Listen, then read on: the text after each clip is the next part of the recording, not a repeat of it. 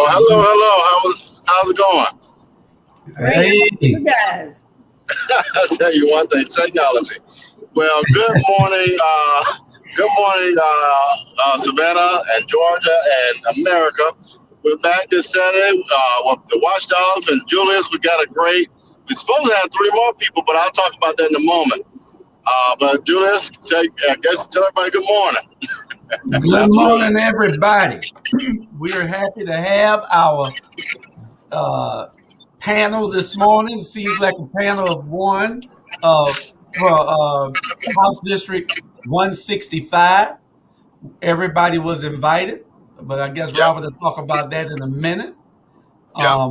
We have one person that thought that they should show up, and that's Miss Sabrina Kent, and we're happy to have you this morning. Thank you for having me. Okay, Yep. I well, appreciate it. good morning to everybody, and Good morning. Good morning, Savannah. And thank God for my grandchildren and my sons who like to wake me up so early on Saturday morning. Well, seems like some other folks need to get awakened, but maybe they're long clock. I won't go there. But to get started, you all, Julian said it. What our hope was today was to have a small debate with the candidates running for House District 165. But sometimes when we fail to understand how to use technology, or maybe our alarm clocks don't go off, or whatever that may be, constituents, you need to think about that when you go cast your ballot, because if these folk can't respond to these minor things, then that means they ain't gonna respond to your needs. So I'm not throwing no shots, but when I ran for a statewide office last year, I knew it was important to show up to important meetings, but that's just where I am with it. So let me And start with this. every meeting should be important. Well, I ain't throwing no shots, but learn how to use technology and get an alarm clock or whatever. Maybe you need a scheduler. I don't know. But let's start with this. How do we contact these candidates? Because you won't come back to Julius not saying we didn't tell you, because you got the info and your team responded. So we reached out through Facebook Messenger and an email. Now, we could have easily called every candidate, but what one candidate got as far as communication, every candidate received as far as communication. We did not want to offer any special outreach to any candidate because we want to be a fair thing across the board. And so that's how we reached out to get candidates to be involved. And we have proof that we did it because one person here who said they would be here. So anyway, now our hope was to have a debate today, but that's fine. We'll have Sabrina Kent here to share with us about who she is, why she decided to run for this seat. And if the other candidates come on, we would more than welcome them. But I'll say it again. If you don't know how to access technology, then maybe you shouldn't be running for office. If you don't know how to if you don't know how to respond to meetings where you got to answer to the constituents, then you need to go ahead and just turn in your paperwork, pull your paperwork, and start running for office. We just move this candidate forward. Some people may not like it. This is not an endorsement, but it is what it is. So Sabrina, if you would take the floor and tell us about who you are and why you want to represent 165. I am Sabrina E. Green Kent. I am a mother to two sons. I am a grandmother to 6 grandchildren. Julius was shocked to find out that I was 62 years old. Yes, I am 62. I'm happy I would have to be said there. 32. I said 32. yeah, 42 I am is happy to amazing. see that. I have 6 siblings, well, 5 siblings. I have 3 brothers, 2 sisters, and a host of nephews and nieces. I have about 15 nephews and about 2 nieces. I have worked for 42 years as a general manager in retail, traveling all around the world. I started in retail in 10th grade, managing my first store, graduated high school in 76, managing my second store, came out of high school making $9.50 an hour when minimum wage was only $3.15 an hour. Stayed in that for years, 42 years, and I got out of that, went to work as the business manager for Singular Wireless, stayed in that for 15 years, and then they bought AT&T and they merged together, did big layoffs, and had us make an ultimatum of either stay here or go to Atlanta. I wasn't going to leave here because my son was in high school. I wasn't going to break up that monopoly. So I stayed here until he finished high school. I went to work for the government when they did the cutbacks with Singular Wireless. I went to work for the government, stayed with the government for 10 years as their publications manager, working on nothing but computers. Loved it. Awesome job. And I now currently have my big pet peeve, my big baby that I love dearly. They're like my second family. Actually almost like my first family is the ILE. I'm their payroll specialist. I deal with them every Wednesday. I would not give it up for the world.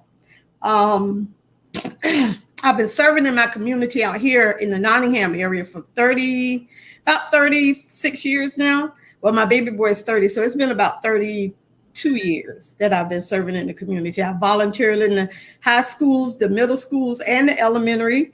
I still volunteer in the school system now with my grandchildren in school. So I'm everywhere. I do for people. I don't look for accolades. I don't go out and tell people what I did for this person or that person. I just do what I have to do and move on to the next thing. But I enjoy spending time with my family. I enjoy doing things in the community. I enjoy exploring things that we have within the Savannah area that people probably don't know about. Like last weekend, my family and I went out and did the dolphin tours out at Tybee Island, which was awesome. That was fantastic. You guys got to try that. But I do a lot. I do a whole lot. I stay up above the board with the technology and the innovative with the young youth. I love talking to them. They keep me sharp. That's an excellent thing. They come, they sit down and chat with me and keeps me alive. So I do a lot. And my reason for running for this seat is to continue the work that I've been doing for the past 32 years, helping people, being there, making things accountable, making our representatives accountable for what they say they're going to do, and making sure that we don't have things come into our community that shouldn't be here, things that don't belong here. Fight to keep them out, fight to bring something in. That's what I do. Sounds great. Sounds awesome. Well, our first round of questions, I guess, I'll go ahead and ask it, Robert, but I need you to do as much as you can because I know you'll lose a signal after a while. Well, hopefully not. But let me just start off with this. Hopefully we can move out the round since maybe three people. I don't know what happened. Maybe they didn't get like we'll say that. But Sabrina, one of the things that's important to me in my community, and I live in the 5th district of Chatham County and Liberty City. Okay. And so although that area may not be one of your priorities, how do you plan to represent not just 165, but how do you plan to advocate for the citizens of Savannah, regardless of where they live? Now, for example, we know we have this debacle with the fairgrounds as an example, and how that has been botched by our leadership in Savannah. How do you plan to hear our voices along with our representative to say, the voices of the citizens are important. We know what our leaders and their corporate greedy folks want. How do you plan to stand with the citizens to say, this is what we need in Savannah, regardless of if it's in 165 or somewhere else in Chatham County? Like I said in the beginning of my opening, what we say as the people are more important than what our representatives are saying. They are electing us into office. When they elect us, we need to listen to them. It's about what they're wanting in their community, what they're wanting in their surroundings. So my plans, and I've listened to that whole case with that fairground situation. I plan to continue to stand with the people. If they don't want any businesses, there shouldn't be any businesses over there. If they would prefer homes over there, then we need to put homes over there. In fact, that would be a prime spot to make a nice renovation area and make it like they did historic Savannah. Let's make that a historic area, a Victorian district. Make it look beautiful instead of pushing all of our minorities out to the south side of town where they've got them now at 204 and 95. And I was just telling Julius earlier, I didn't realize that they closed down the homes over there on Abercorn Street where the old hospital used to be. That place is totally empty now. And that just floored me because my question now is, where did they displace all those people to? I may be going to represent the 165th, but I represent all of Chatham County. Every single person that lives in Chatham County, Savannah, Chatham County, I represent all of Savannah, Georgia, Chatham County, not just the 165th. But I will work for the 165th, but I'm working for all of us. When I go to Atlanta, we all go to Atlanta. I don't go to Atlanta and then gain my own agenda. I don't have a personal agenda. My personal agenda is for the people of Chatham County. And I don't plan to be a career politician. I plan to go there to get some things done, to get us on track, to make Savannah number one, to make Chatham County number one on the map so that they can learn from us and be an example. Let us be an example to other counties, other cities. And then I will turn the reins over to somebody much younger than myself. Okay. And speaking to and Julius, I'm gonna throw this in one more time. You said an important part. There's a lot. We have a big gap between experience and age in this particular race. Where we have a much seasoned individual who has led and been in these seats before. Yet there's some complaints around technology use. We have individuals who may have the wisdom from age, but may have not served in office before. Then we have on the other end of the spectrum, someone who has done the work before, but is young and may not understand priority, some may say. So how do you fit yourself in that spectrum, and how do you lead knowing the challenges that people perceive you having? I don't have any challenges. The only challenges I have is never sitting in office. Because I'm well experienced, I'm well knowledgeable, I'm well skillful. Not that I don't need to learn other things, but there's some things that I will learn along the way, just like little children learn along the way. But at the end of the day, I keep myself involved with young people. That keeps me up to date with technology, their innovation. They are so innovative. They've got a lot to say, a lot to do. Their minds are phenomenal. We need to learn from that. We need to incorporate that into what we currently have, and we're not doing that in this city. This whole world needs a whole makeover, but I'm not concerned about the whole world. I'm concerned about Savannah, Chatham, Georgia right now. That's the only thing I'm worried about. That's the only thing I'm concerned about, the people that's here. And I want us all to have a piece of the pie. We keep saying that we want to give better jobs. We need to give better opportunities to have ownership in some stuff. We got Georgia ports that's expanding beyond and out of control all the way into South Carolina. Some of our young people need to take reign of that and start taking ownership in some of that property and buying it as an enterprise, as a group, and putting their own storage units on it so that those companies can come in and they can have something that they can lease out to the companies, not just Georgia ports, but they can do that as well. It's plenty of property over there for sale.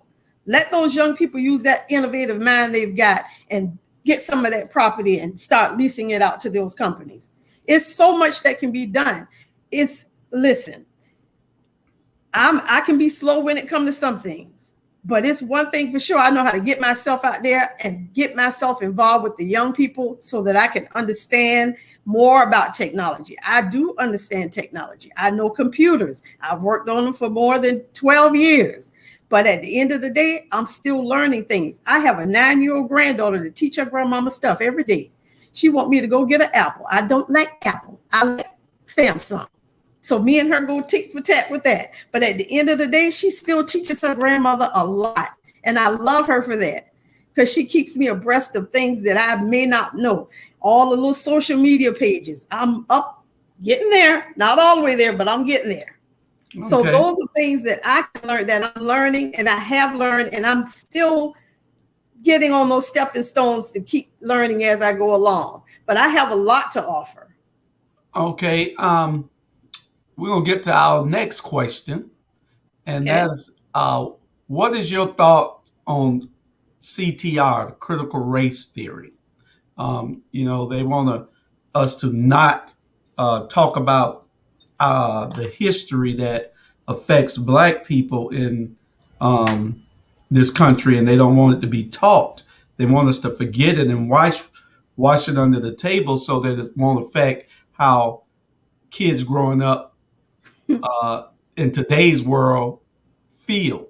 But I think that, we need to have some type of dialogue on it to let people understand that we cannot forget who we are or what happened to us, and we cannot let anybody else forget. Every time we talk about race in this country, people think that you're a racist. It's not that you're a racist. You just understand that you have been racially profiled your whole life since they brought us over here on the boats. So what is your thought on critical race theory being taught in the schools? First off, you know, like I said, I volunteer in the schools quite often. And if you watch the children in the school system today, especially in the elementary and the middle schools, our children are not the problem. It's the people that's teaching them and within their homes and outside of their homes. They're not racist. They don't see color. That doesn't matter to them. What matters to them is, oh, that's my friend. That's my buddy. I like them. I love them. But we teach them the wrong way. We all should know our history. We all should know how we got to where we are today. But we need to teach it in a way that we're not going backwards. So many of them want to teach it in a way that we're headed in the backward state of mind. And we can't go backwards. You're not going to take me backwards and make me a slave, because we are not in 1940 and 1950. This is 2021. We are in a whole nother decade. And what you're not going to do is beat me like you may have beat those people way back in those days. That's not going to happen. What you're not going to do is make me go out and pick cotton like you did those people back in those days. That no longer exists. We are just as innovative as we were then as we are now. What they don't want to tell you is the mailbox was invented by whom? A black man. The little T that they hit that golf ball off was invented by whom? A black man. Yeah. And what they want to do. They need to teach these things to our children because they don't know. Correct. And they need to understand that we came from people who had skills, who had knowledge. But because they had that and were unable to read and were unable to publish what they wanted to publish, they couldn't do those things because they were kept in the background or kept in the barn or wherever they kept them. Mm-hmm. So now we're in a world where we have got to be vigilant about making sure that our children get the knowledge. See, if we were like they were in China, we would go outside the classroom doors to teach our children. We want to keep them inside the classroom and teach them limited of old stuff. Yeah, because they want to erase even the speeches that Martin Luther King gave. They can't do that. They don't want anything about King to even be known. And it erases our history. It erases our struggle. It makes everybody think that everything is okay when it isn't. And you know, the people have to understand we protest and march for a reason. Exactly. The reason is that things are not fair in this country. We run for office for a reason. That's right. We do these things for a reason. Stop wondering everything that we do is racial. No, everything that you do is racial. We're trying to just even the playing field. And we need people, you know, and you said something earlier, Sabrina, that, you know, whether your thoughts matter or not. Well, evidently it matters to us here on this network, on this platform, because you showed up when the others didn't.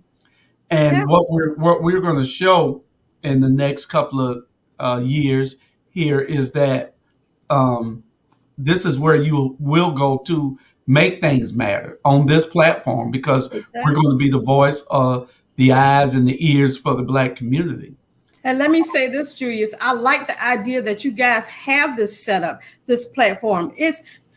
People have gotten to the point where they don't like the idea that minorities now have a stronger, more powerful voice. We have a voice and we are just as elegant and sophisticated and classy as they are. Mm-hmm. And the fact that we have an eloquent voice and can state our case, they don't like it. That's okay. Mm-hmm. You ain't got to like it, but you're going to respect it. Just like we gave you respect all those years, then you better step to the side and show me respect and show all of us respect that is doing just what you've done all of these years. because our children will have the same benefits that your children have had and your children before them have had. We're going to make sure our children have got the same benefits because they earned them, they deserve them, and they're going to get them. We have a question from Ivan Cohen. Ivan says, will candidate Green be able to reach across the aisle for the wage issue? Oh, of course Great I question. will. Right. Of course I will. Let me put it to you like this. Things that I've needed to get done throughout the community and understand things that I've worked on throughout the communities have not just been in the 165th over the years. I've worked with Congressman Kingston. I've worked with Representative Stevens, Ron Stevens. I worked with Mickey Stevens. I worked with Lester, limited, but I've worked with quite a few of them. And some of those are Republicans. I've gotten things done working with everybody. People might say, oh, is she going to cross? No, you've got to be able to work with everybody to get things done. I can't just work with one group of people because I may get nothing done because everybody wants to be the power player. It's not about me being a power player. It's about me taking care of the people. It's about me making things get done in our community. So in order to do that, I'm going to have to be able to cross the lines. And am I going to fight to cross those lines and go both sides to the left, to the right? Yes, I am. I'm going to get it done. Trust and believe that by the grace of God, we're going to have minimum wage. If they don't give me $48 an hour, I will get no less than $28 an hour. $15 ain't going to cut it. That ain't but $28,000 a year. What is that going to do for you? You know, you got a big mountain to climb because in order to get any type of wage increase, you have to have the majority of the legislative body vote with you. And right now, we got to change a whole lot of seats for that to happen. But guess what, Julius? All they got to do is give me the opportunity to stand in well. And if I get a hearing, I'm going to talk. And I'm going to make it powerful enough for them to hear my voice. And if they hear this voice, that's going to be enough.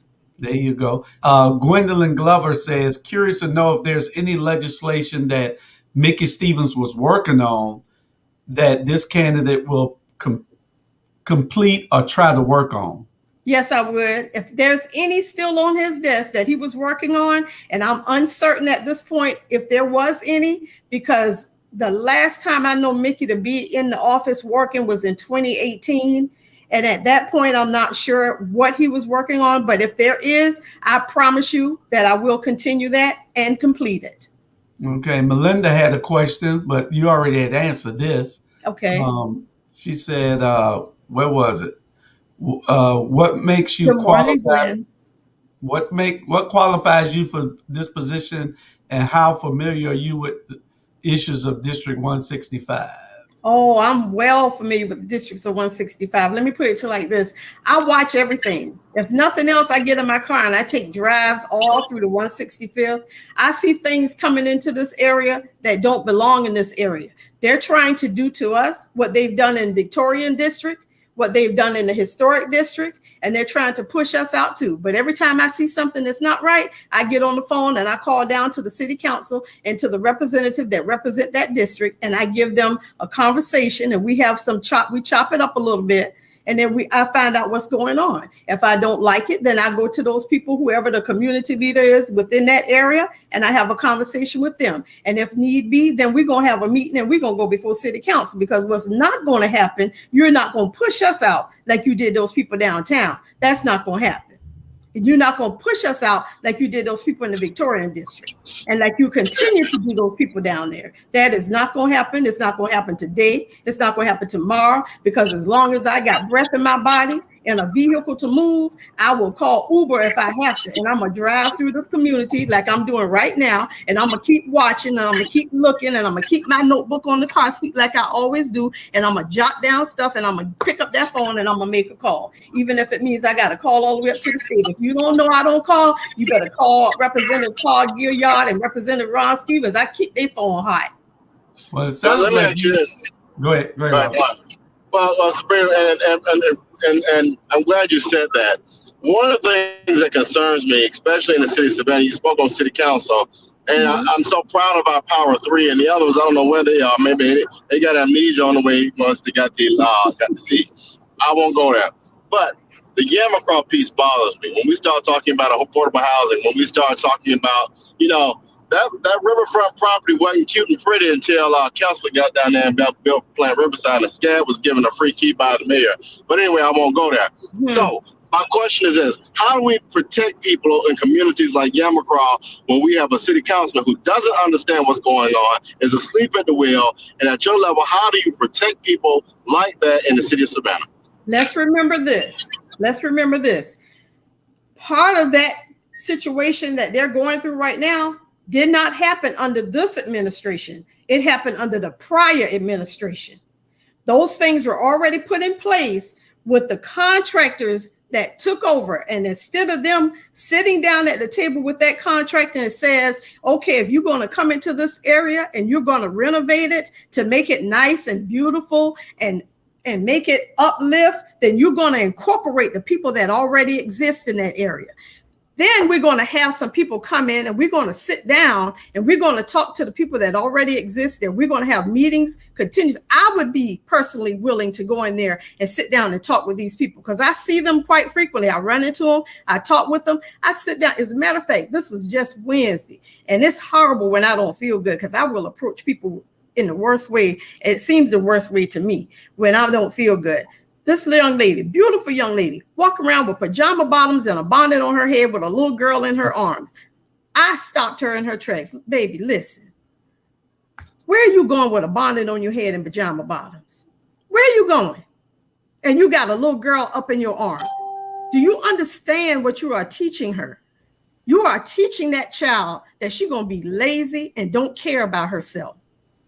You need people to go in there and teach them to care about themselves. We want to make sure that our people remember where we came from, remember the people that fought to get us where we are today. But we got to remember that we have to go in there and continually to talk with these people and let them know we got contractors coming here. They're going to renovate. We're going to beautify this place. We're going to uplift it, make it look beautiful. But we want all of us to be on the same page. And then we're going to make sure before we even get to that point that we're giving them some livable wages so they can all get out and go get nice jobs, making something like $35,000, $40,000 a year.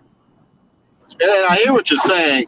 However, what I would like to see, and what I see in leadership is being able, and I know those contracts were made, whatever, I don't care about that. Just like those contracts were made, they can be pulled apart. Right, but that's how true. Can we, hold on. How can we depend on you to stand up and be that mouthpiece to stand when that young lady in that monitor doesn't understand the process? But we as leaders are put in there for a reason. So how do you plan on advocating for those people who may not understand that process?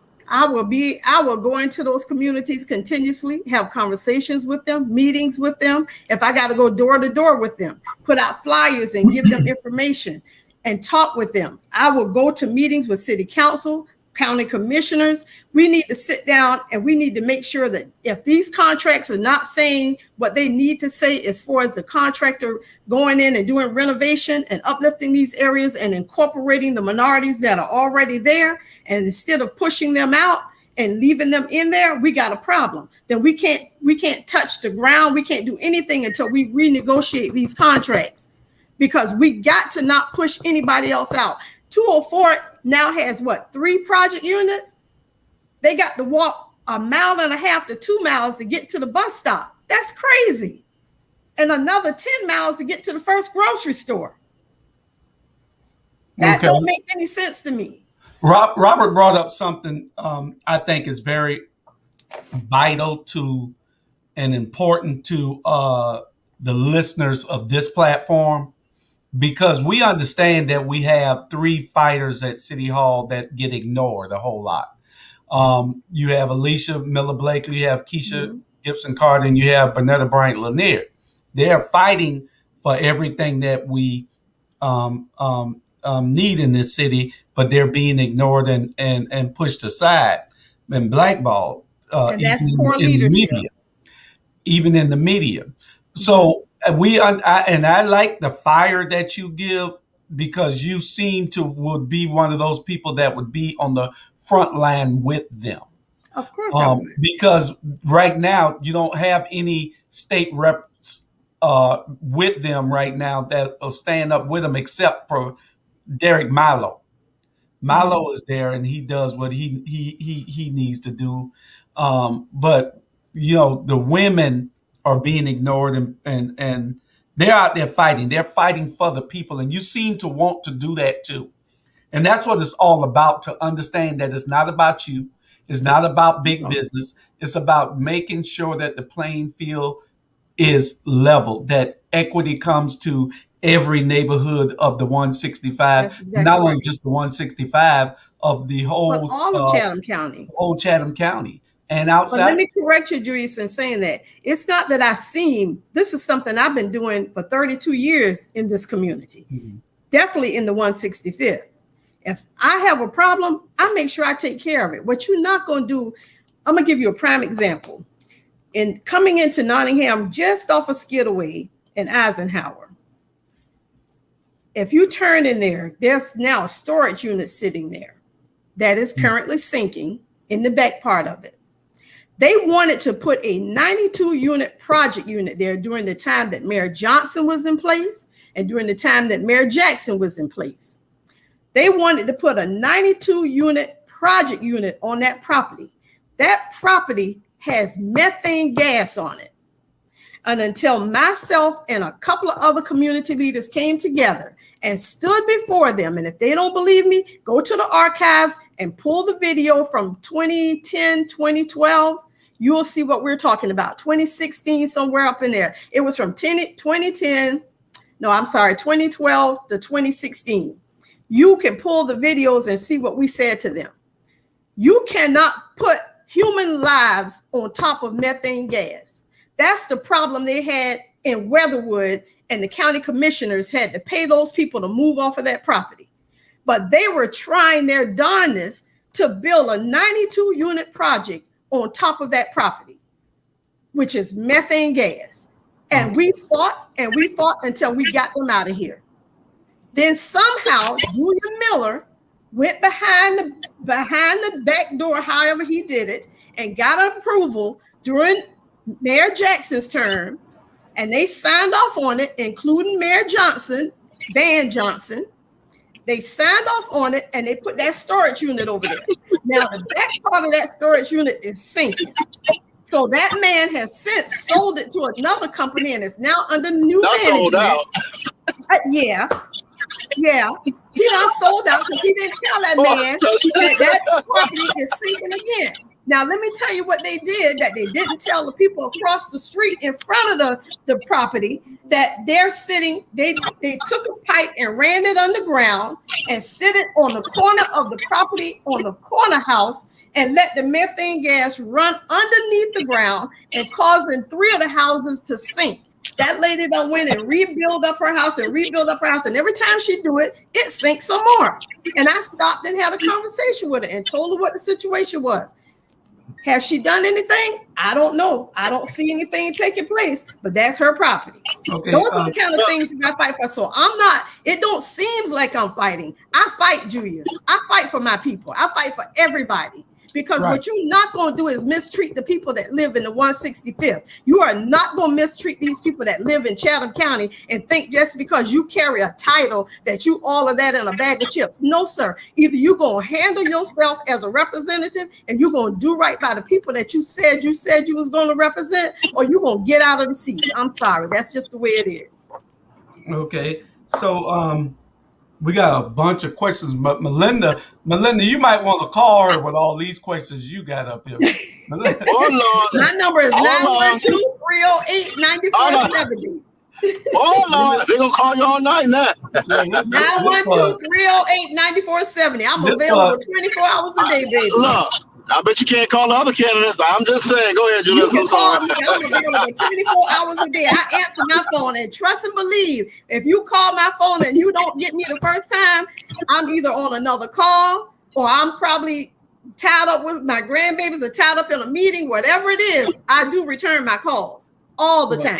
Well, we also see that you're the only one that checks your email and care about That's a fact. about all of Savannah, not just part of Did it? Savannah. They I think certainly that, do. and this is what we have to root out. We have to root these type of people out who don't have any concern for our community. They don't think that this is that this is important enough for them to check their email to appear. They No. and they select who they want to come and be a part of. But they ought Well, to know. They ought to know Please, let I me don't go back play. to answer your well, question. I'm sorry, I did not answer your question. Those three ladies, those three powerhouse ladies on city council, they fight because they care about the people. I do believe that. Mhm. Unfortunately, they have leadership that don't respect their opinions, that don't respect the people in the community that they represent. Because if they did, they would take the time to listen to them. They would take the time to at least go out and talk to the people that they represent and find out what it is they need as well. And I have yet to see our mayor, Van Johnson, go out to any of those communities that those three powerhouse ladies represent to say, let me go and see what the real problem or the real issues are. Let me go and see what these ladies are fighting for, who these ladies are fighting for. And until I see that happens, the only thing I see from this mayor is that he don't care. And if you well, cared, you would get out your office and go out with these three ladies and see what it is they're fighting for. and let me offer this. Let me step I'm back just and saying, kind of that's my opinion. That was right, to answer right. your question, No, Mr. no, Moore. I'm no. sorry. Right. No, I'm going back to what Julia said a moment ago. Here's my thing. I could care less as a voter in Savannah, in Chatham County. I'm a voter. I don't care that you have these wonderful titles, that you serve in this role, Okay. or you got this company. I don't care about that. But you cannot show up, regardless of if you can check an email or not. What that shows me is you don't have an apparatus or a system to be connected with the constituents. Sabrina's showing that today. I don't care about all the accolades and that you've done this and that you're in this organization and that you take great pictures and you're the youngest. I don't care. Are you going to stand for the people and are you going to be accessible? And that, Julius, is what I'm concerned about today. I think all four of y'all are qualified. However, when you can't get into the details and find a way to stay connected to your constituents, you're showing me that you're not ready. Well, That's I correct. already have accolades. I was born into a big family with a big name, and I'm good.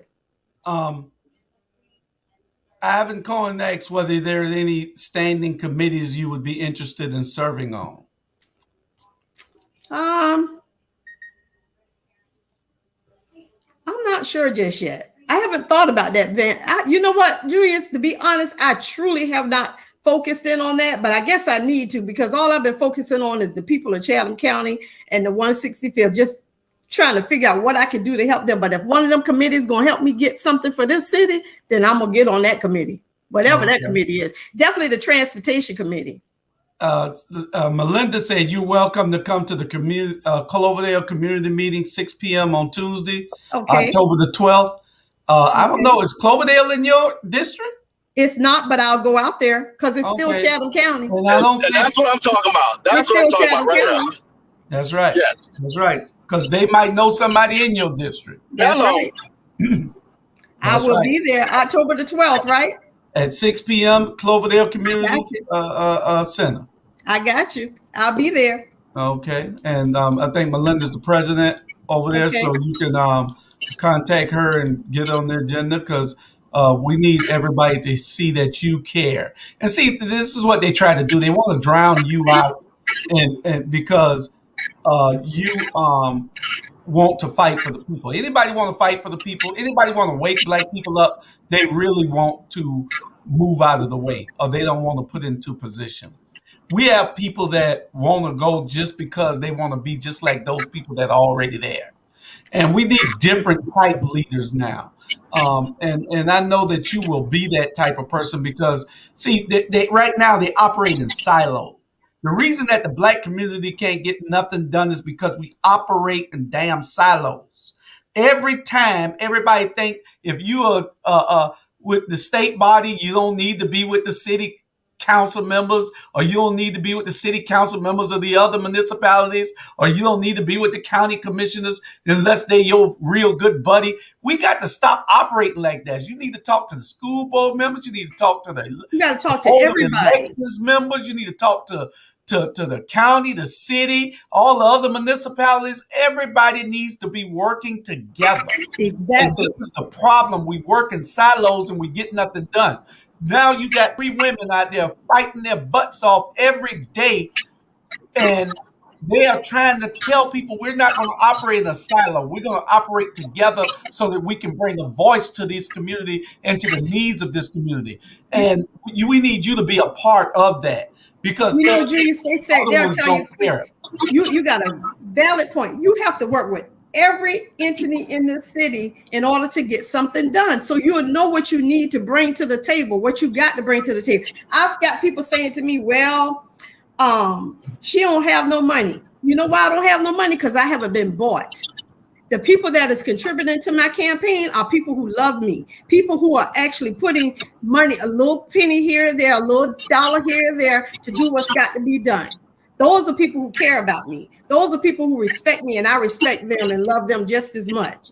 I'm not being bought by anybody, have never been bought by anybody, and won't be bought by anybody, because the day that I sell my soul to the devil, then y'all will have to know that I am absolutely, positively no good to any of you.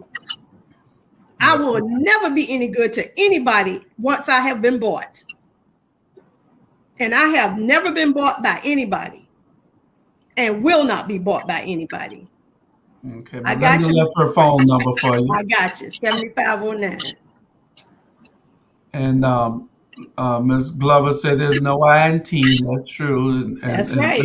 And we need to make sure that this lady is in some type of way. I mean, I had ideas of what I wanted to do and who I wanted to support, but I'm supporting anybody that's for the people and gonna talk like they're for the people. It ain't about you, it's about the people. And that's what we have to start electing, people who go and serve unselfishly. And we're going to be organizing soon so that we can make sure that those are the type of leaders that we put in place. People won't respect it at first, but we're going to make them respect it. I guarantee you that. They're going to have to respect the people that we put up there, because nobody else is going to vote for that other person. We're tired of the days of the sellouts. And those sellouts have to go. They shouldn't even be in line to be elected to anything other than dog catcher. So that's where we're going with that. I got another question. Robert, you got anything? I got a question I wanted to ask her. Oh no, go ahead. Go ahead with yours. One thing that I see a whole lot is before COVID, it was every time you look, there's always these trips to New Orleans. There's always these trips to Mississippi and to Carolina and to Florida. How do you feel about a revenue generator like a casino coming to the port city or to Georgia? Let me put it to like this. You said the key word. We got all of these trips going to take people to New Orleans, Vegas. We take all of our tax dollars to all of these other big cities who doing wonderful things. And they take their tax dollars and they decrease property taxes and all of the state and local taxes, while our city keep impeding taxes on our homeowners. And the problem with that is we don't have livable wages here. Why you want to keep impeding taxes on people that don't have the money to pay all of those taxes? And then you want to take their property. Then when you take their property, you give it to contractors who put them out of their homes. They put them out of their homes. Now you got homelessness and poverty. Again, we're going all the way back till we got to increase the wages. We got to increase. And I ain't talking about no $10, $15 wages. We talking about something where these people are going to make starting at $35,000 to $40,000 a year and giving them a dollar raise every year thereafter. It should have been that way from day one. From the time I graduated high school, the government should have felt like it was $1 raise every year. And let us make no mistake about it. The wages don't have to come from the federal. It could come from per state. So Georgia needs to be an example state for all other states. So having a casino here, not only will it give us economic growth, but it will also give us a greater tax revenue for both the state and the local. And it's going to give us some wages. Okay, And I like that answer. Let me ask you something. You live in the city of Savannah? I live in the county. Okay, so you're not in the city districts. I live in the county. My mom lives in the city. What part? My mom and my sister lives in the city. Well, do they live? Any of them live in the third? Oh, of course they do. All of them. And All can of you them. move? Can you move there? Can I move there? I can. Look, technically you co-live there. Let's leave it at that. You got dual residence. We're gonna leave it at that. Yeah. Tabitha O'Dell ain't never lived where she say she lived at. For the record, you live in the third today.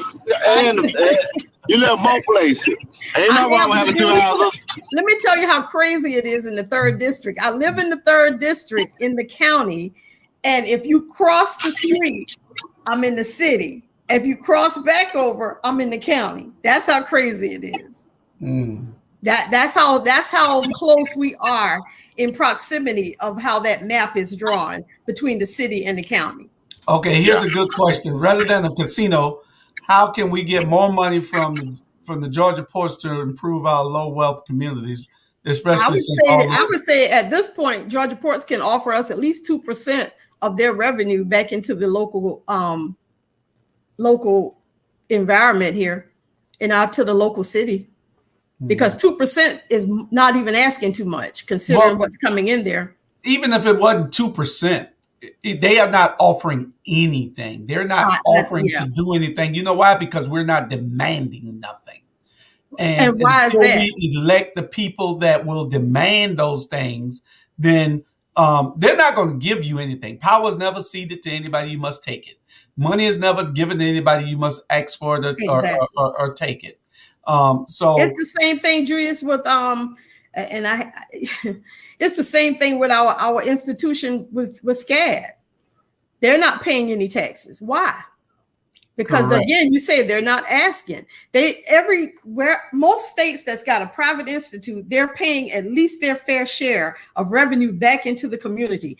I believe that SCAD has beautified our city beyond our imagination. I respect that. I appreciate that. I love that. But at the end of the day, I believe it's time for them to pay their fair share of taxes back into this community.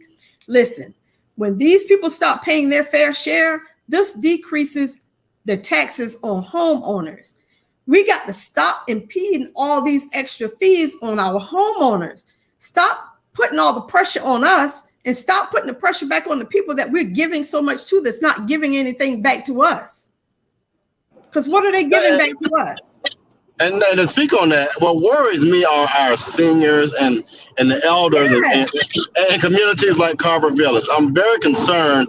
People don't realize this, and people call me a lie, but I know I'm not lying. You put that arena, and I'm speaking directly to a person, I ain't gonna call a name, but you allowed that arena to be built right by those folks, an old historic Black community in the city of Savannah. In the city of Savannah, meaning you're gonna displace some seniors. That's sick to me. That's sick to me. Do you ever look in the damn mirror? Does that person ever look in the mirror and realize you about to sell these folks out? You about to get rid of a whole patch of our history? I'm trying to understand.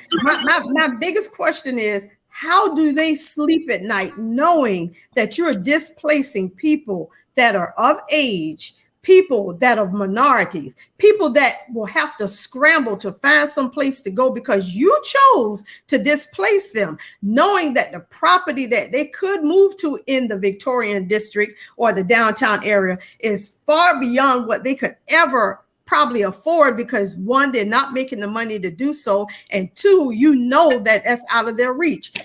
How do these people sleep with themselves at night? There's no way they sleep with themselves at night. They got a horrible price to pay with the Lord Jesus when they leave this world. I do know that, because ain't nowhere in the world they could sleep peacefully at night, knowing the things that they have done to his people. And that's For true. those who have done the least of these, God says, for the least of these to his people that you have done, but they keep doing and doing and doing and doing, and they don't even care. That's crazy. And I'm going to tell you what I found out the other day to all of the elderly people that may be listening today, or people who are on this call, on this Zoom that's listening. I discovered the other day that once you turn 62, that we don't have to pay homeowner taxes. Now I'm digging a little more into that because I want to find out why we don't have to pay homeowner taxes and what are the do's and don'ts to that. And once I find out, I'm gonna let everybody else know, because I thought, oh, I just turned 62, I ain't got to pay homeowner taxes no more. Oh Lord! And with that, what are your thoughts on weepy time? Yeah, listen, that place should have been built up so long ago for the people in that area to even know what that is. Do you know how many times I've taken that exit and had no clue that that little monument was there? And I think one day I stopped there, and I can't remember what happened. For whatever reason, I stopped there and I got out of my car and went up to the thing and read it. And I'm thinking, oh my God, I never knew this was here. Never knew it was there. Never knew why it was there. So I think that we need to make sure that that is refurbished and recognized more than it is today. The people in the community need to recognize it. That whole entire community need to be built up and refurbished. See, they're going to keep right on until they be done push them out of that area. They ain't happy till they done pushed everybody out of the living space that they live in. Just like they're doing in Clearview now. They're moving, and y'all do know who owns that property now, right? Where, in Clearview? Yes. Who, Formie them? Georgia Ports. Oh, Georgia Port owns that? Yes. I thought they were building houses over there. Who said they're building houses over there? They own all the way up to Hudson Hill. Boy, I look like this representative. This thing only look like she represented already. Go ahead, though. Okay. So they own all the way up to Hudson Hill, honey. So they're planning on putting container yards there or something? You see all those containers back there that wasn't there before? What the hell? Oh, okay. Looks like somebody representative ready. Okay. See, okay. Wow. That would make all trucks and everything come through there. It's already not even something. You know, that's why I said about people selling out. Yep. And where is our elected official for that area, not the city? I'm talking about the state elected official for that area. Where is he or she? Well, there ain't no she. Where is he to speak out on this? Again, I say, where has he been when he needed to go out and stand out? But see, again, this took place prior to this administration. This took place during Mayor Jackson's regime. This is turning into Charleston, it seems. All over again, because they're pushing us out from every corner. And then when they take Clearview, Bayview next, and then at the Bayview, then Hudson Hill. Okay, they already own all of that all the way up to Hudson Hill now. Yeah, they'll have that whole side of Bay Street. They own all of that all the way up to Hudson Hill. Yeah, they'll and have that whole all side the way of back. But you know what? Drive back those streets, you see where it goes to. Yeah. But you know what? For you to know this, and on the other side of town, I'm impressed. I must say that I'm impressed. So I asked the voters, y'all better take a close look. Like I said, I'm everywhere. I be everywhere. I read everything. I pay attention when nobody else is paying attention. Okay. Got a couple other questions. Sherelle, hi Sherelle. I want to thank all y'all for tuning in. You, Melinda, Ivan, all y'all are regulars, I'm gonna get always with you. there for us, and regular watchers. And we appreciate y'all, and we appreciate y'all sharing it.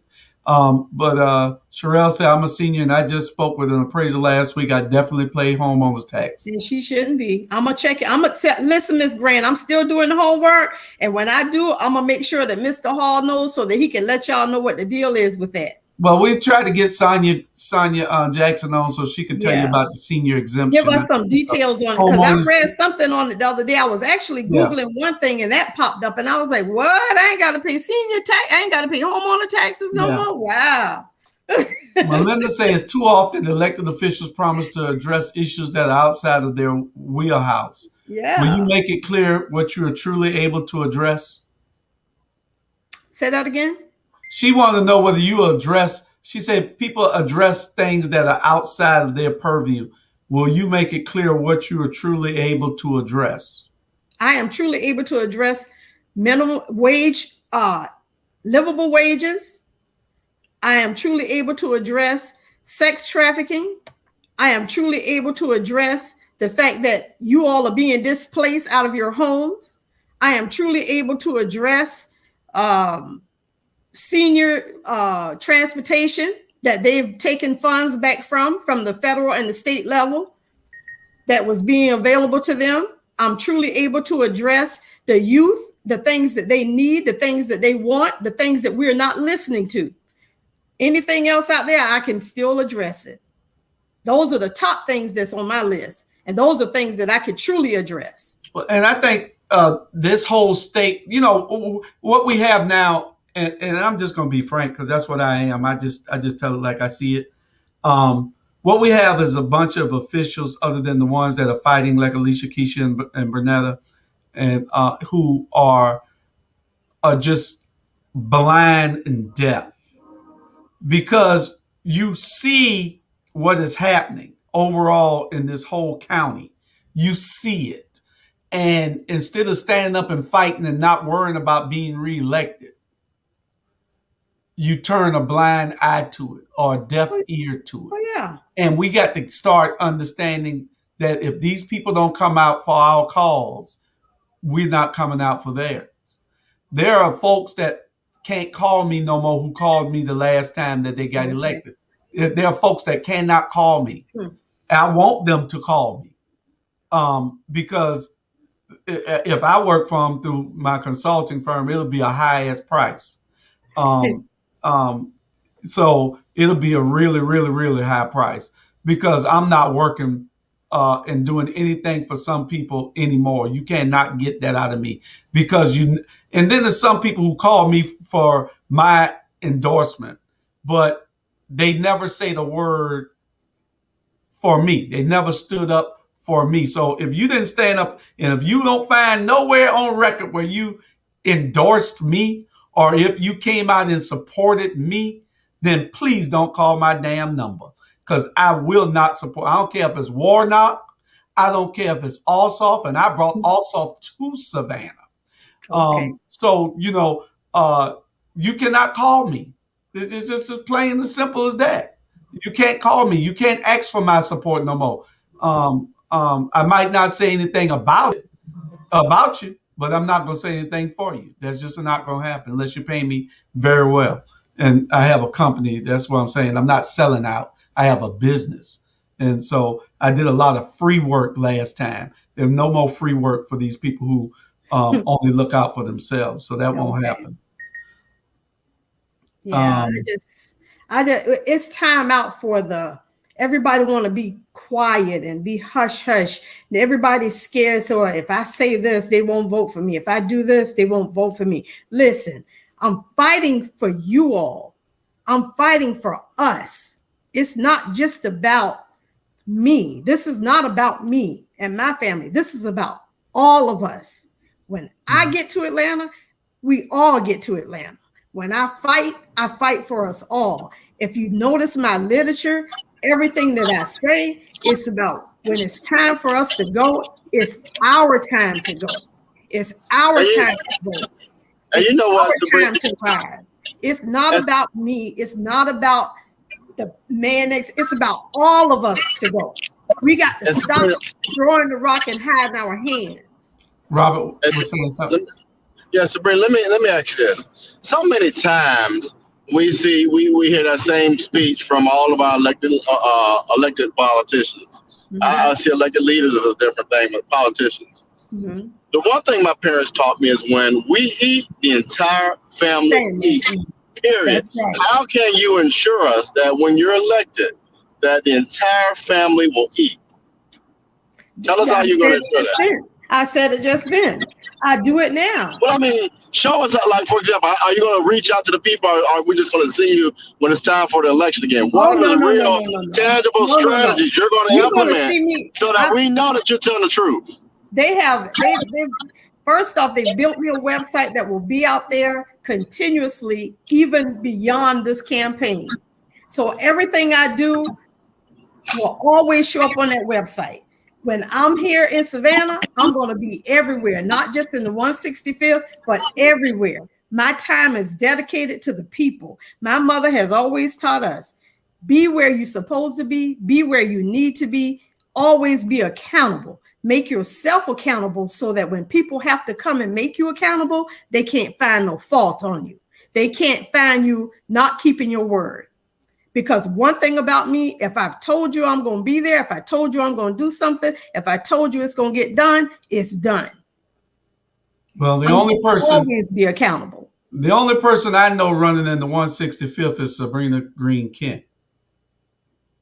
Thank you, Julius. Yeah, that's the only he better get that messed up now. Jay Jones gonna come calling us now. I mean, I don't know nobody else. Nobody else showed up. Nobody else showed up, so they must be not running. They must be dropped out. Hey, I'm just gonna say it like this. I can see why Better Savannah endorsed shit. That's all I'm gonna say. That's as close as I'm gonna get to that's as close as I'm gonna get to the stove. Yeah, and I thank them so much for that. They are awesome. Better Savannah did endorse me. Well, you got all the right answers. And see, that's the problem. The problem with you being elected is you got all the right answers. They don't want a person. They want somebody that's going to hedge on some things and not a clear answer. Just like, do you support the women in the agenda item with how they did it, and they can't get on how the Van Johnson took the privilege of having things put on the agenda by everybody on council. They're asking all the candidates whether they support helping them in that cause and getting that taken care of. Yeah, I do. Listen, I already told them. First off, I don't know why he felt the need or felt that he could take that right away from not just them, but he took that right away from somebody like me, somebody like a regular constituent out here in the street. Wow. Because there used to be a time that I could pick up the phone, and if I needed to be on an agenda for city council, I could call and get to be on their agenda. Now I got to go through a protocol, different type of protocol, and see if I got to be screened to see if what I got to say to them is worth them listening to. Man, have you lost your mind? I am a constituent. I'm a voter. The last thing you need to do is be screening what I need to come and say to you. I can tell you why it happened. You asked why it happened. I can tell you why it happened. It happened because if people need to open their eyes, all his life, all his Savannah life, he's always wanted to be in the limelight. He's always wanted to shine, Van Johnson. He's always wanted to shine. He will not have anybody outshine him. You see him on TV every damn day. Every day, the news station pulling up to City Hall. Every damn day. This is not Los Angeles or New York. Okay. Y'all ain't gonna talk about City Savannah like that now. Every damn day, it's a news station at City Hall interviewing this man. Ain't nothing going on. How can he get his damn work done? He on camera all day, and then when he ain't on camera there, he on his own. He act like he got a platform like we got. He got more shows than me. I'm doing this as a business. What the hell? He got a platform, but he don't want us to come and be on the agenda? Really? Yeah. Ooh, y'all been messy. But listen, I'm telling you, I'm being honest. He will that not when y'all need to get on the agenda, I used to pick up the phone and call down there and get on the agenda. You can't do that no more. But Sabrina, he will not let anybody outshine him. It's impossible to outshine this guy. Alicia, Keisha, Bernetta, they were going to put things in place, and Estella, but Estella is somehow realized that she shit. can get on the other side now. And I love Estella.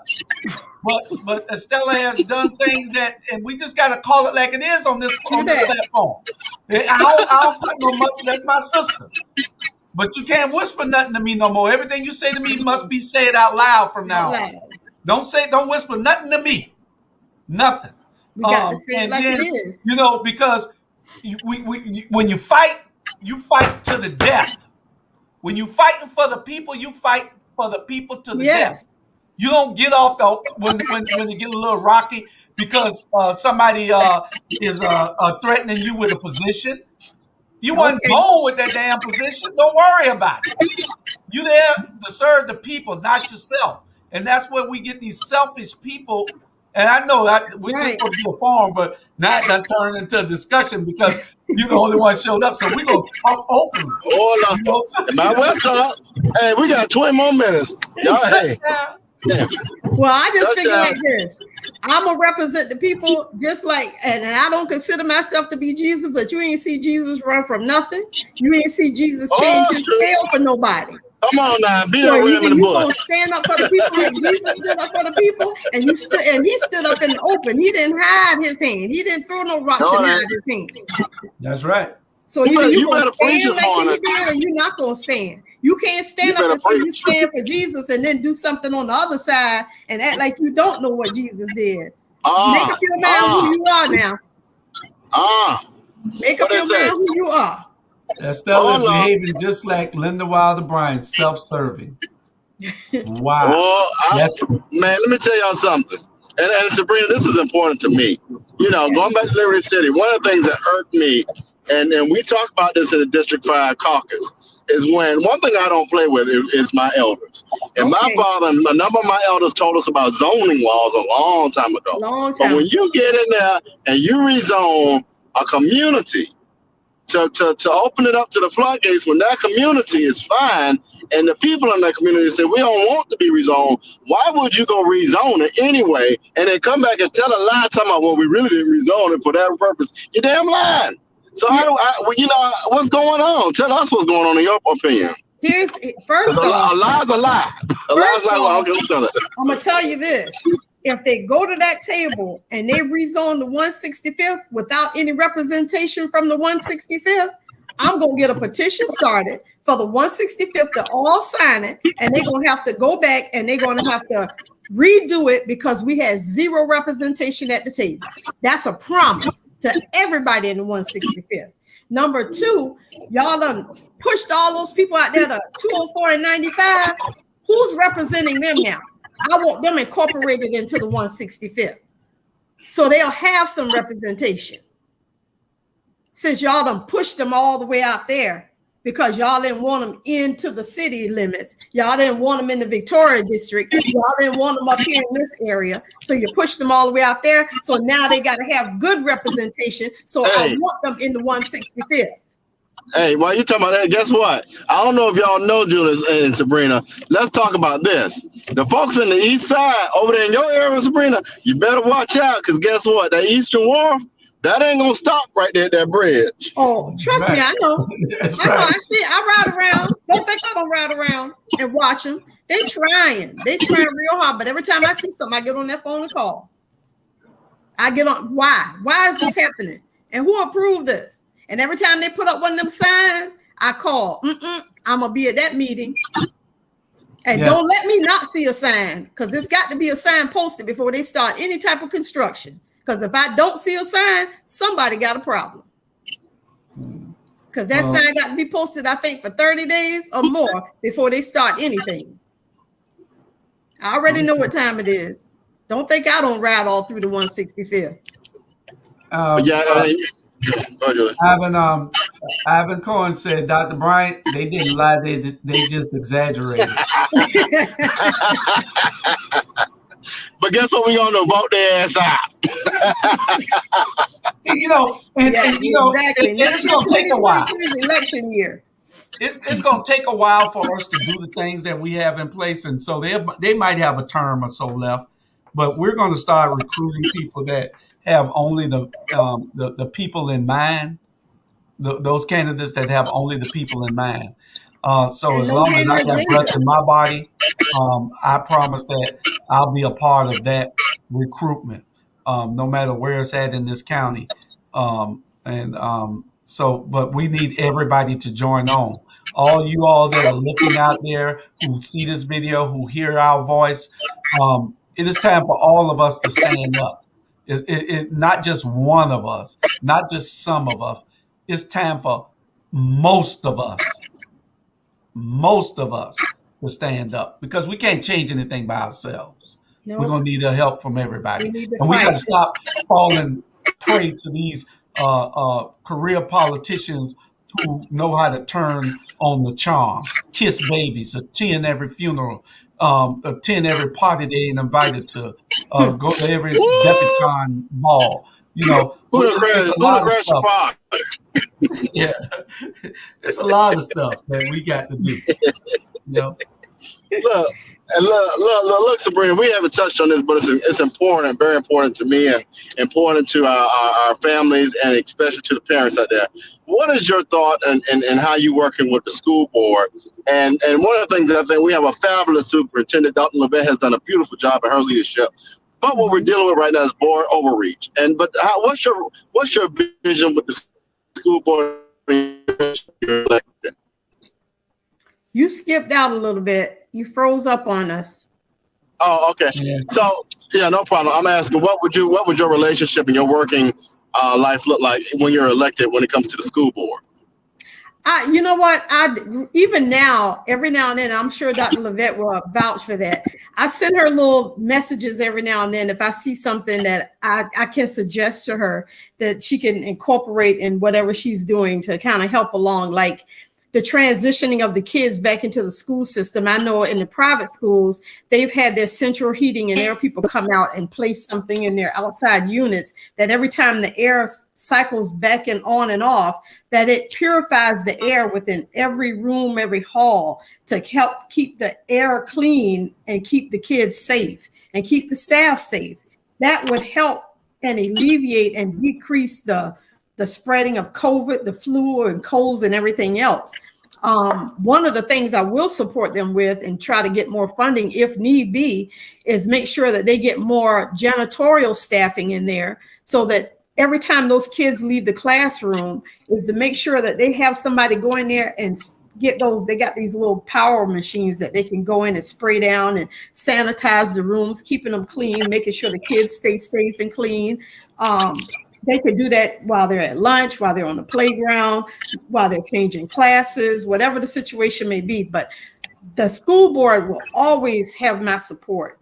Mainly, yes, my grandkids in there. I've got grandnieces and nephews that are in there. But I like to see every child get a powerful education because they're so innovative. Our children are so smart. And whether we believe it or not, children, some of our better ideas come from kids. We don't have to ever admit it because some of my ideas have come from kids, just sitting, watching them and listening to them. I sit in the classrooms, I go to the playground, I go to lunch, and you just sit and you watch them. They are truly innovative. They really are. And to sit and watch them is amazing. Sometimes I just sit there and I laugh sometimes, and the teachers say they are a mess. I say, yeah, you got that right. But I love it because it's energizing to me. It's very energizing. One of the biggest problems I see in our school system right now, there are too many children in one classroom for one teacher to have to deal with. And that to me creates a problem because somebody's child is going lacking. And we don't need that many children in one classroom. How we resolve that, I don't know if we need more teachers. I don't know if we need to get outside the classroom. I don't know what is needed in that, but I would do the homework and find out. And one of the most powerful people that I know that have created a system that works is Ron Clark. He has a school system that works. I know partly how he did it, but I don't know all of it. But I'm willing to go and learn more and bring it back to Chatham County. Well, and what I said, I think when I cut off y'all earlier, was I support our superintendent. She's a product of the school. I She's do done great support work. her. And hold on, but the thing is, we have board overreach. I think the board, especially the board president, may be optimistic, and I appreciate that. But how do we strike that balance where we can allow the superintendent to do what she needs to do to be the leader she needs to be, but also have a board that understands the balance of that? To be honest with you, Mr. Bryant, I would have to figure out, in order to get involved with that, if the school system, I don't know that they're still under the state. I think they're privately owned now at this point. They're under a private company. But if they're still under the state, that would be something that I could look at, and we can make something happen where Dr. Levette can do what she needs to do to make things happen for the better. Who's That way under a private she company? don't have no restraints on her. I thought they were under a private company. Who? Are they? Who? The school board. Oh, no. No, you might They're be not? talking about the Are they still under transportation. the state? Well, yeah, all county offices County cannot. and Yeah, right. But you're probably talking about the transportation part of it. Is that what it is? I wasn't sure. See, I wasn't sure which part is, if they're all under private or they're all under the state. Or At one time, the transportation part was outsourced, which made no sense to me. Okay. But anyway, I wasn't in that role. But now they're I believe my understanding is, based on the episode we did with the drivers, Mhm. they are now back with the as a partnership with the school board. Okay. Right. Okay. So that's a whole other issue, which reminds me, y'all, this is a great point for all of us to talk about. I saw a headline where the school board wanted to pay off this $1 billion debt. Well, my question is, why not offer some kind of incentive raises for A, the current employees, and B, let's find some more drivers since we don't have that many drivers. What's going on? I don't know what the problem is, but pay the people what they're worth. Please do. They need to get paid some livable wages. That's number one. I don't understand why they're not paying them. What's the problem? And give them some good benefits. I don't know what benefits they have or don't have, but I think it's I'm not sure what's going on with their benefits. But as far as their pay, they're not paying them well. But you want to get everything, you want to squeeze blood out of a turnip. That's not the way that works. That is not the way that works. You got to do better. Again, we're back at the livable wages. It's a lot of things that we need to be addressing, and as soon as this election is over, I think me and Robert will be hitting a whole lot of issues every Saturday with people that we need to talk to, and you're welcome to come and be a part of that in some kind of way. But we have a lot that we need to address in our community, because we're part of our own problem, because we've been trained to be a part of our own problem. That's true. I agree with that. One of the things that I want to tackle, Robert, in the next couple of weeks, right after the election, Robert, is the church. And one of the things, serious, and this goes back to no, you're right to the conditions that we're in. How many white churches you can ride down the street and see? Okay. Not many. Okay. And they make up half of this county. Okay. But you barely see any of their churches because they're not operating in silos. Okay. There you go. They all go from one church here or one church here. It's 900 churches in this county. No. And it's 800 black ones. Okay. I was going to say, be specific now. Look, in Liberty City, on every corner, we got a church. That's sad. Y'all know that. Yeah. It's about ego. I'm gonna tell you. Bringing those power structure. There you go. And bringing our people together. You're creating a division with all these churches. Yeah. Talking about, it don't matter if this one person is the word of God. Well, take that one person and go to the other church. You're dividing our people. It don't matter. And here's the other thing I have with the problem I have with that. With all the churches we have in this city, that always collecting a building fund, they should have owned more than half the property in the areas for which they are sitting And we That's would called a have vision. people that are not homeless right now today. They would That's have called homes a to go vision. to. That's called a vision. That's the problem. Everybody think they got the vision, but you don't. Because a vision would be, if you're collecting a building fund, you would own half the property that's surrounding your church, and you would have homes for these people to go to, and they would not be homeless. I don't understand why we still have homeless and jobless people with all of these I churches that's understand. collecting I building funds. understand. We're I'm gonna just talk about sorry. it and we're gonna You explore got it. the Believe money, that. and your people, if your people paying it, and they paying their light bill and all that, then you good. But most of y'all ain't got that situation. So your lavish life don't make sense to me. But hey, do what you do. Okay. Yeah, we're gonna be exploring that after Do what the you do. election. After Yeah. the election, when there's hardly any candidates that we have to bring on, we're going to be talking about the hard issues. That's what the Watchdog was created for. It's an offshoot of our vulnerable communities, and we want to talk about everything that makes our communities vulnerable, and we want to do the investigative type, have those type of discussions on this platform.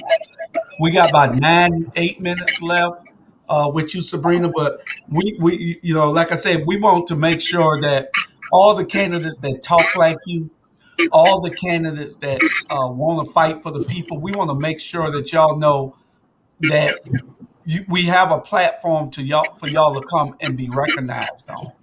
Y'all can. We need y'all to come out every day, every week to show your faces.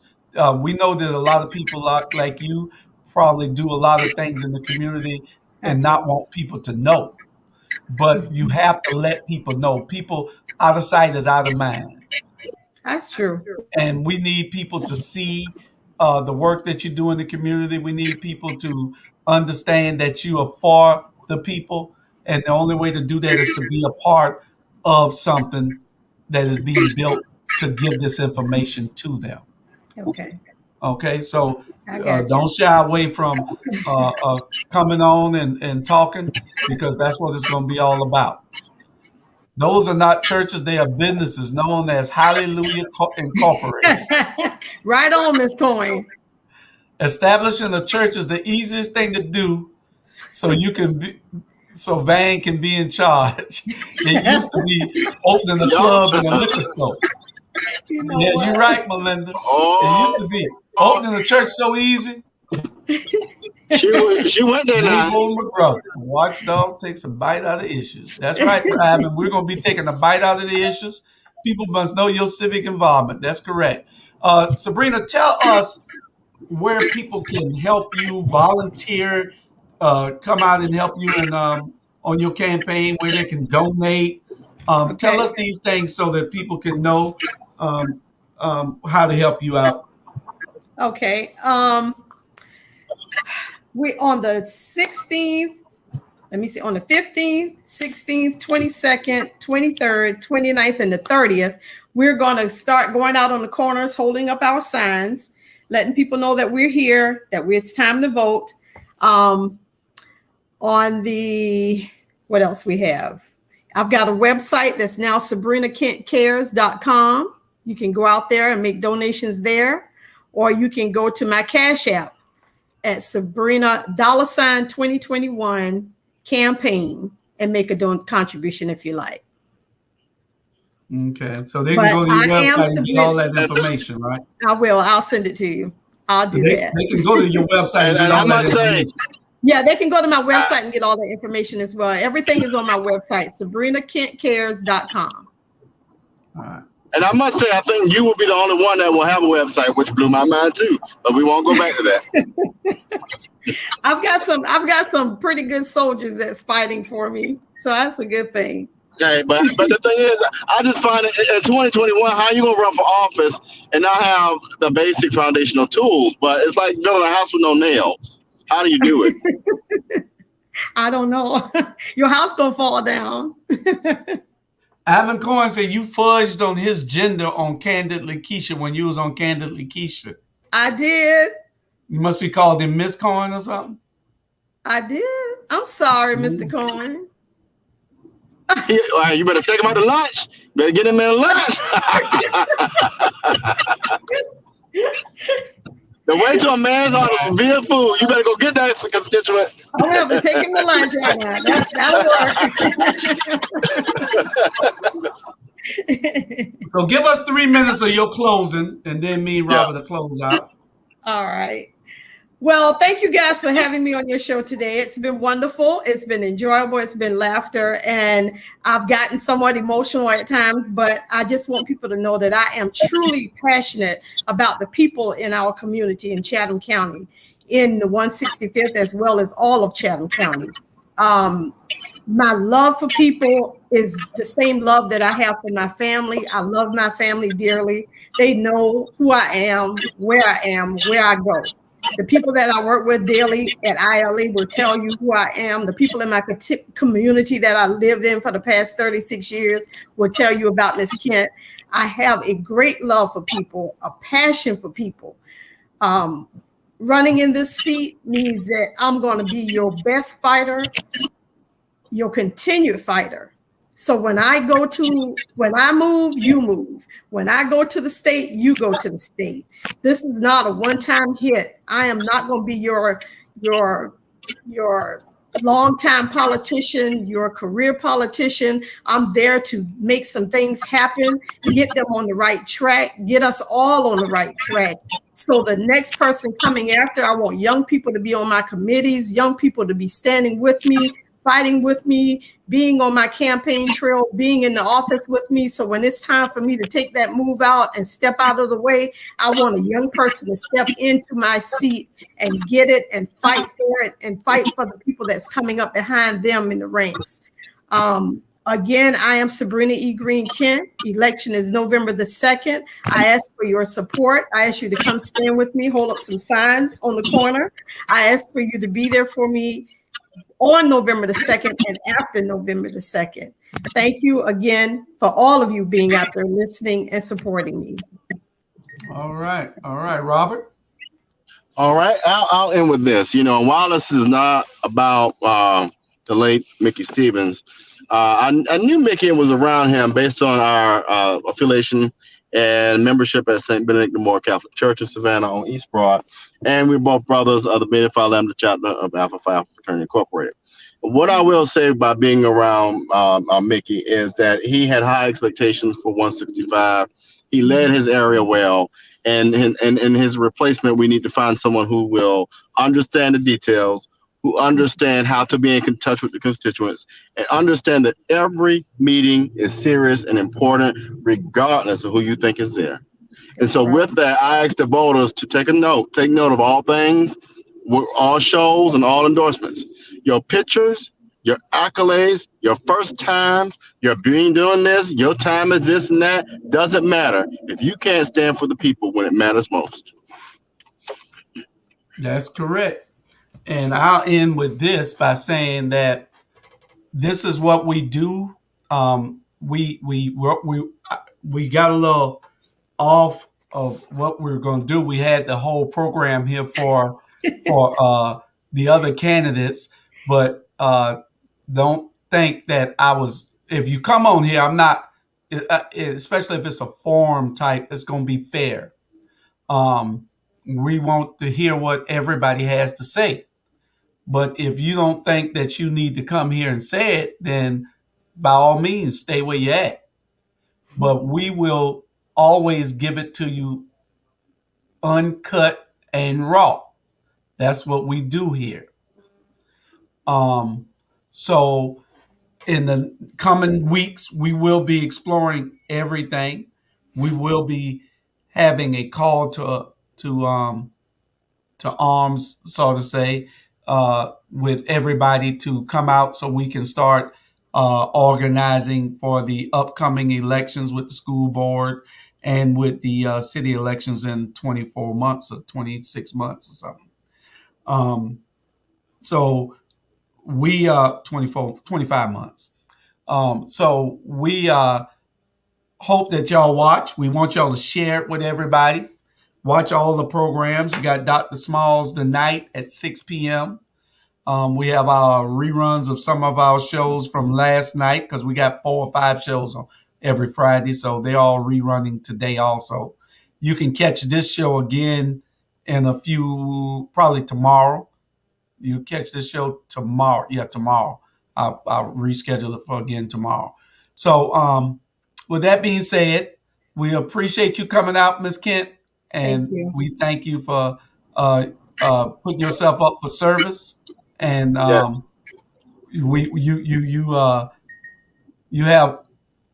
you have our support. Thank you. Right. Because Thank you you showed very up. much. Thank you very Yeah. much. And that matters. Thank Yes. you. All right. All right. All right. Well, Thank you, guys. next Saturday, same time, same place. Look at it. You got home just in time. Just in time. Yeah, how did you know that? You That made it was perfect. home Yeah, right in the driveway. safely. All right. All Thank right, you, y'all be guys. good now. All right. Bye-bye. See y'all later. Bye.